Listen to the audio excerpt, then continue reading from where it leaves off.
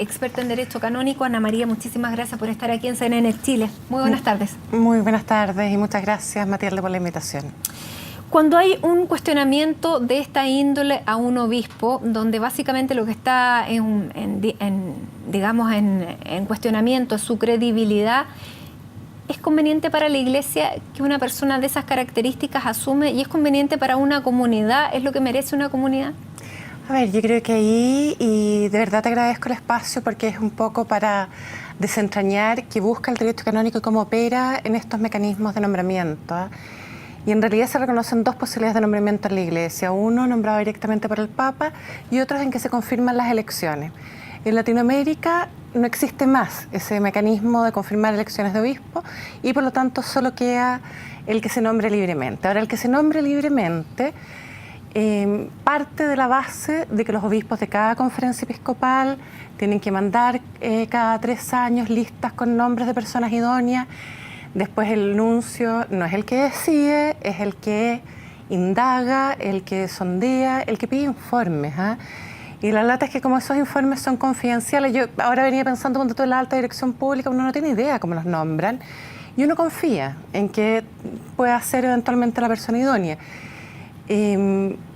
Claro, lo que pasa es que públicamente está cuestionado y hay muchos testigos que afirman cosas de un alto calibre, por eso que tal vez sería muy bueno conocer cuáles son los argumentos que se dieron precisamente para apoyar el nombre del obispo Juan Barros y que contrarresten o que respondan o que expliquen, digamos, por qué se nombra a una persona que aparece tan fuertemente cuestionada cuando la Iglesia y el Papa Francisco ha hablado de esta tolerancia cero a los abusos, a los abusadores, y aparecen 3 testigos a los que nunca nadie les creyó y parece que todavía no les creen, en que dicen que el obispo Barros fue testigo de estos abusos.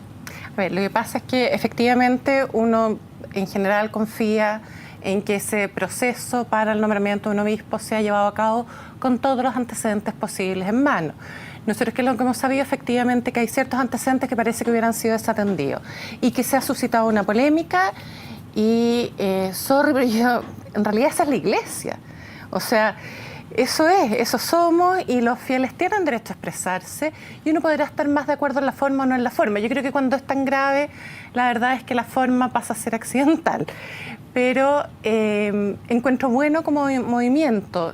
Ahora, si bien eso me parece que ya es pasado, o sea que hay un nombramiento y que por lo tanto va a tomar posesión de la diócesis, también el derecho descansa en que es obligatorio en conciencia y por lo tanto queda entregado a la persona que asume de ahora en adelante, digamos, a partir del sábado, en Monseñor Barros, eventualmente su renuncia.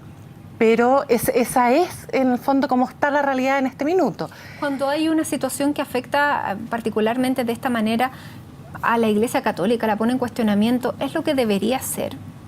Todo el mundo, en caso Cabal, caso Penta, todos hemos hablado de esta frase que ya parece la frase de cliché del paso al costado. Sí. Pero ¿es lo que en este caso también cabría? A ver, ¿sabéis?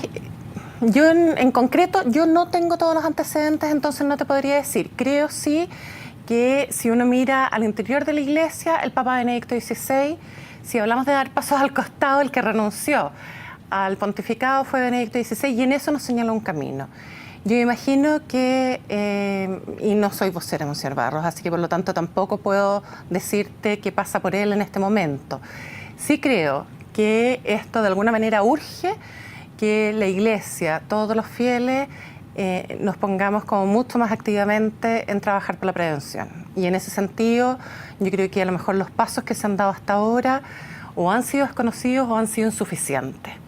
Y probablemente la tarea más pendiente que tenemos es el acercamiento a las víctimas. Y en eso, el hecho de tener juicios pendientes, por ejemplo, de alguna manera dificulta el proceso de acercamiento. ¿Qué es lo que se ha hecho hasta ahora? Hasta ahora se han visitado casi todas las diócesis de Chile, se han tenido reuniones con el clero, se ha sensibilizado respecto al tema. Porque todo el tema de la comprensión de lo que es el abuso, de lo que afecta a una víctima, de cómo es un abusador, de lo difícil que es identificar a los abusadores, de que no hay ningún test psicológico que inhiba que entren a instituciones eclesiales abusadores y por lo tanto la alerta tiene que ser mucho más de la estructura o de los sistemas que respetan la dignidad de las personas, de tal manera que eviten esos abusos. Ana María, respecto al caso Caradima, hubo una investigación que fue muy seria y que fue muy acuciosa y que terminó con una sanción por parte de la Iglesia, no así por parte de la justicia civil, porque los casos habían prescrito. Pero, como parte de esa investigación, ¿no está el nombre de Juan Barros? Yo no conozco la investigación porque no puedo tener acceso a la investigación y es parte del problema que tenemos a nivel canónico también, y por si acaso eso se habla en las reuniones que se tienen entre distintos. Nosotros participamos dentro de los países de las conferencias de habla inglesa y tenemos reuniones con la Congregación para la Doctrina de la Fe diciéndole, si no conocemos es como imposible pronunciarse. Pero aún temerariamente te podría decir lo siguiente, que los promotores de justicia allá han dicho que sí toman nota y que sí se hacen cargo de hacer ver la participación de los distintos. No hubo condena y eso también es real. O sea, aun cuando hubiera constado todo eso, lo real también es que, por lo menos que nosotros sepamos, no hubo ninguna sanción. Ahora, ¿cómo se entiende que el Papa Francisco, que ha hablado de esta tolerancia cero de la que conversábamos inicialmente, el obispo Barros en esta carta, porque no ha hablado, hemos tratado también de pedir la entrevista, no hemos tenido la entrevista de él y tampoco de otro obispo, él ha dicho que él se reunió con el Papa Francisco, que él lo animó a tomar este desafío? ¿Cómo podemos entender eso? A ver, yo creo que no nos toca a nosotros tener que entender absolutamente todo, pero sí, y tampoco por si acaso con esto quisiera decir que es una confianza como ciega o es una cuestión irreflexiva. Yo creo que acá es aprender a caminar en una comunidad de pecadores también, y una comunidad que a lo mejor, no sé, acepta esos parámetros, pero también exige otros parámetros y por lo tanto impulsa a cambios. Por eso te digo que es lo que te decía al inicio. Te preguntaba, claro, la comunidad tiene derecho a recibir un obispo que al menos no tenga estas dudas sobre él. Yo creo que la comunidad tiene derecho a manifestar cómo se siente respecto al obispo que está recibiendo y también a ir creciendo juntos. Y a lo mejor en el camino de acercamiento que se produzca, a lo mejor pueden aprender a caminar juntos y el obispo aprende de ellos y ellos aprenden del obispo. Yo con esto, Matilde, más que de verdad, porque mi mirada es súper técnica, entonces más que pronunciarme sobre si el obispo tiene derecho a ir o no, lo real es que hay un nombramiento que puede tomar posesión y que ese nombramiento viene de la Santa Sede.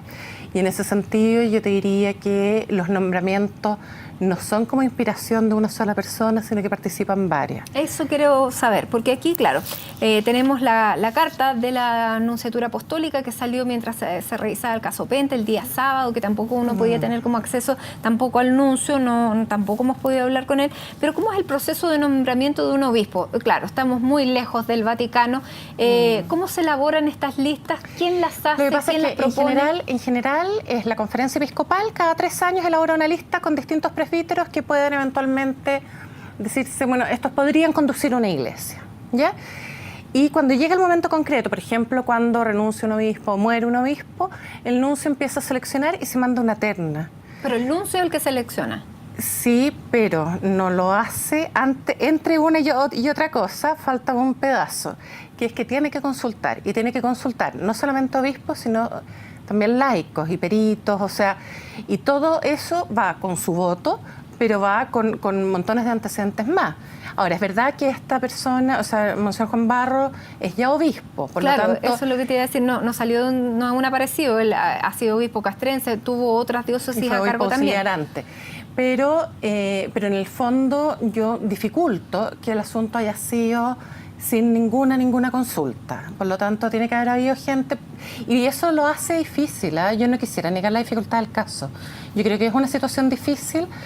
Sin embargo, la perspectiva de lo que uno puede como tratar de hacer es decir, bueno, que esto nos urja para poder comprometernos más seriamente y mucho más seriamente con la prevención, y que por lo tanto las orientaciones que tienen que sacar los obispos ahora luego, que ya se supone que fueron aprobadas por la Congregación para la Doctrina de la Fe, sean realidad, y que esa sea nuestra confianza, mucho más allá del gusto, de la idoneidad incluso, o del rechazo que tengamos por una persona o por otra. Ahora, también sería bueno, en pro de la transparencia, en pro de la comunidad, de lo que la gente piense, de lo que la gente se merece, que las otras personas o el mismo nuncio, quienes participaron, pudieran explicarle a la comunidad por qué lo eligieron. Pero hoy día no tenemos esas voces, tenemos este comunicado que tiene 1, 2, 3 párrafos. Sí, a ver, yo creo que en eso yo entiendo que la Nunciatura Apostólica en general no hace comunicados, ya que lo haya hecho es un signo de dar el apoyo en el fondo institucional y en el fondo hasta ahí se llega también. O sea, y lo demás será cómo asume Monseñor Barros, cómo colabora con los laicos y con los sacerdotes de su diócesis, cómo participan en los consejos. O sea, yo creo que también ahí y no lo quisiera dejar de verdad en un aspecto como estructural de la Iglesia, pero sí en un aspecto como de aprender a colaborar, independientemente de la persona que tengamos como conductor. Y sobre todo yo creo que también a no dejar como los espacios para que sigan pasando estas cosas y en el fondo hacer sentir la voz. Yo en ese sentido he encontrado súper sano que se haya producido una polémica. Me imagino que las personas de Osorno están conversando sobre esto, están preocupadas y están confrontándose respecto de los obispos que aspiran a tener y por lo tanto eso también de alguna manera se lo podrán hacer presente a Monseñor Barros y podrán acercar posiciones. Creo, sin embargo, que es súper importante que entre medio no desaparezca lo que es fundamental y lo que tú reiterabas sobre la firmeza y claridad con que el Papa Francisco ha dicho que esto ya es ineludible para la Iglesia, que ya entró para quedarse, que es el tema de la prevención de los abusos. Muy bien, Ana María, te queremos agradecer muchísimo esta entrevista, que hayas querido venir aquí a CNN Chile. Ella es directora, y me lo sacaron el cargo completo, pero es directora, no da lo mismo, del Centro de Libertad Religiosa de la Universidad Católica, además es experta en Derecho Canónico, y es por eso que nos ha venido a explicar un poco cómo se elige un obispo, cuáles son los pasos y cuáles son las opciones que tiene. Ana María, muchísimas gracias. Muchas gracias a ti.